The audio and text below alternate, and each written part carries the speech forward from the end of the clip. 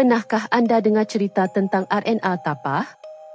RNA yang kini sibuk dan sering dikunjungi ini, dulunya hanyalah kawasan sunyi di tepi lebuh raya. Sebelum dinaik taraf, suasananya lebih sepi, lebih gelap dan menurut kata para pekerja lama, ada sesuatu yang pernah menghuni kawasan itu.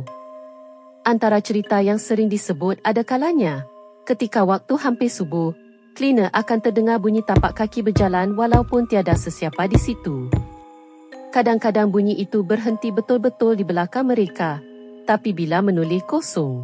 Ada juga yang pernah nampak kelibat wanita berbaju putih berjalan perlahan di bahagian belakang surau, tempat yang jarang orang lalu waktu malam. Bila dikejar dengan mata, kelibat itu lenyap hilang begitu saja di sebalik pokok besar. Seorang pekerja pernah berkata, kalau anda kerja shift malam di sini, anda akan terbiasa dengan gangguan kecil. Seolah-olah kawasan ini tak pernah benar-benar sunyi, walaupun tiada sesiapa pun. Mungkin hanya bayangan. Mungkin bukan.